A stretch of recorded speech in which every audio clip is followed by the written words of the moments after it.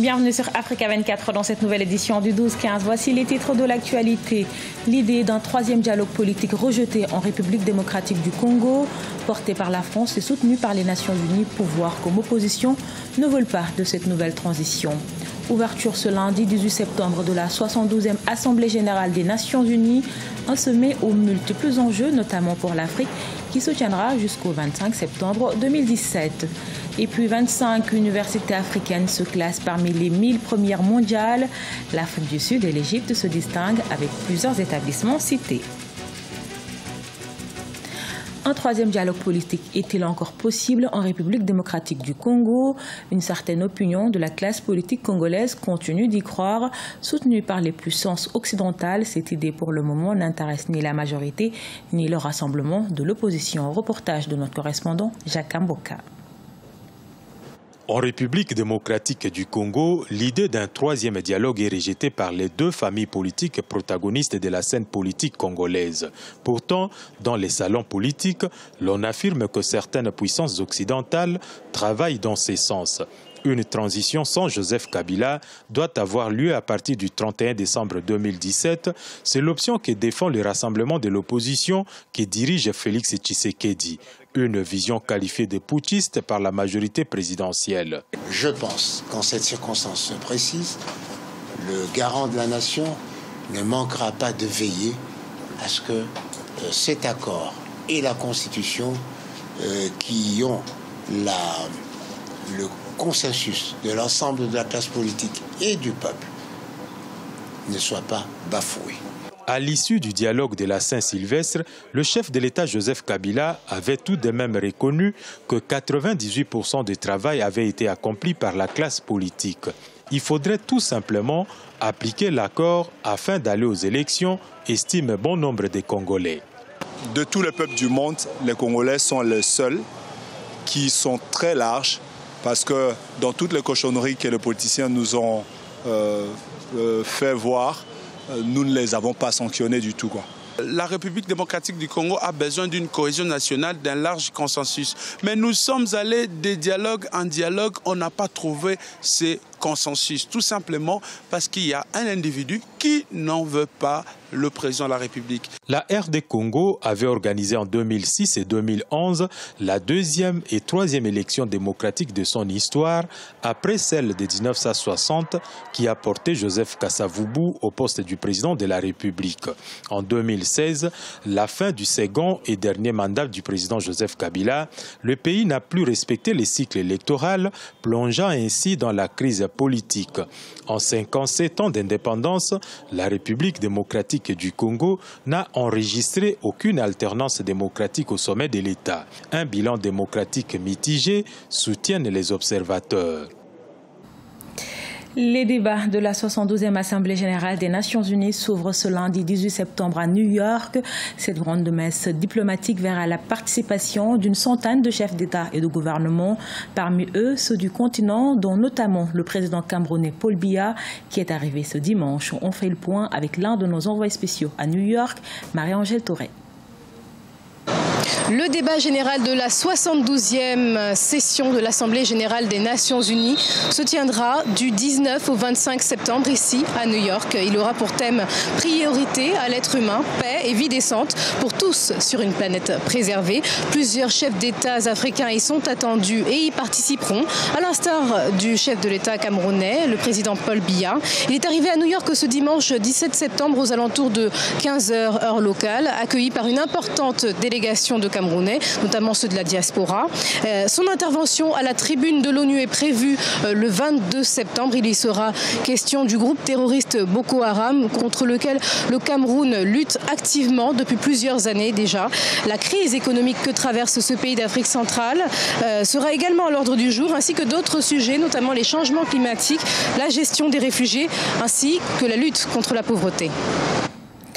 Appel à la grève générale au Nigeria, lancé par une confédération syndicale.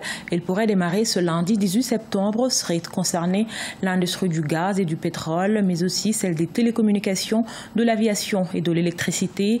Et les autorités craignent la paralysie d'une économie à peine sortie d'une période de crise profonde.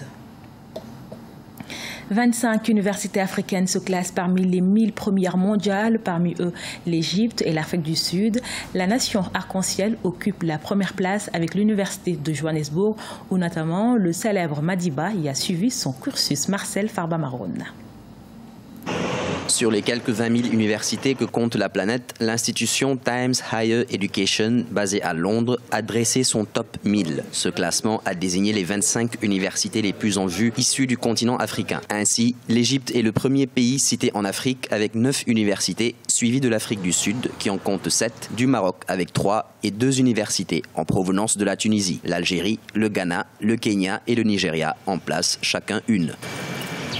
Ce classement a fait l'objet d'un audit indépendant par la société de services professionnels PricewaterhouseCoopers, ce qui fait que ce classement soit soumis à un examen complet et indépendant. Cette année, nous avons légèrement amélioré le traitement des documents par un calcul du personnel académique. Le top 1000 ne représente pas plus de 5% des 20 000 établissements d'enseignement supérieur dans le monde. L'étude menée par l'institution se base sur 13 critères évaluant, entre autres, l'enseignement, la recherche, le transfert de connaissances et les perspectives internationales de chaque université. L'université africaine classée première est la Wits University de Johannesburg. Créée en 1922, elle s'était notamment faite remarquer par son opposition au régime de l'apartheid. Ce temple du savoir a d'ailleurs accueilli dans ses rangs Nelson Rolihlahla Mandela, premier président noir sud-africain. Nous utilisons 13 indicateurs de performance soigneusement calibrés pour fournir les comparaisons les plus complètes et équilibrées, confiées aux étudiants, aux universitaires, aux leaders universitaires et au gouvernement. Selon l'Organisation des Nations Unies pour l'éducation, la science et la culture, en 2012, on dénombrait en Afrique 4,8 millions d'étudiants dans des établissements d'enseignement supérieur, soit près de 25 fois le chiffre de 1970. Le continent reste toutefois derrière le reste du monde, avec un taux de scolarisation dans l'enseignement supérieur de 6% contre 13% dans le sud et l'ouest de l'Asie et 72% en Amérique du Nord et en Europe occidentale. Un art de vivre, voire même une institution, la SAP congolaise est désormais connue au-delà des frontières africaines. Un mouvement né dans les années 60 et aujourd'hui retracé dans un ouvrage intitulé La SAP au Congo-Brazzaville. Reportage de notre correspondant Deva Ponzo. La SAP au Congo-Brazzaville a été présentée au public ce vendredi 15 septembre 2017 à Brazzaville. Il est l'œuvre de 2 auteurs congolais évoluant au sein de la Direction générale du patrimoine et des archives du ministère de la Culture et des Arts. Il contient 66 pages sur lesquelles les écrits ont été accompagnés des photos des sapeurs comme illustration. Les initiateurs de cette œuvre ont voulu mettre en place une documentation sur cet art. Nous avons voulu commencer par la SAP parce que c'est un élément transculturel. La SAP n'est pas comme la danse qui appartient à des communautés spécifiques. Parce que chaque communauté, chaque ethnie a sa danse. Mais la SAP appartient à toutes les ethnies du Congo. Et nous avons voulu commencer par là, parce qu'il y a un grand projet avec l'UNESCO d'inscription de la SAP au niveau du patrimoine mondial. La SAP au Congo-Brazzaville a été publiée aux éditions Les Lettres Mouchetées situées à Pointe-Noire. Dans les 6 chapitres qu'il contient, les auteurs ont identifié la SAP comme un élément authentique, constitutif du patrimoine culturel et matériel de la République du Congo. Longtemps mis à l'écart, les sapeurs au Congo ont obtenu depuis quelques années une reconnaissance de l'État. Nous avons quand même des gens qui élèvent la SAP jusqu'à ce niveau, à éditer un livre. Ça a été un réel plaisir. Nous remercions aussi d'ailleurs nos autorités du fait de cet appui. Parce que hier encore, on négligeait les sapeurs, mais je me rends compte que cette SAP est en train de prendre de l'envol. Il y a eu certes des publications, mais la particularité de celle-ci, c'est qu'elle voudrait préparer, rassembler un certain nombre d'éléments scientifiques et sociologiques pour pouvoir permettre son inscription au patrimoine immatériel de notre pays. La SAP est définie comme la société des ambianceurs et des personnes élégantes. Elle trouve sa source depuis la période coloniale avec les Congolais qui ont collaboré avec les premiers colons arrivés au Congo tels que André Grenard Matsoua. De nos jours, la trilogie des couleurs et la diatance, la manière dont les sapeurs marchent, sont les moyens de reconnaissance d'un vrai sapeur. Ce journal a été réalisé par l'ensemble de la rédaction. Nous vous remercions pour votre fidélité. Dans un instant, une nouvelle édition de l'actualité sur Africa 24.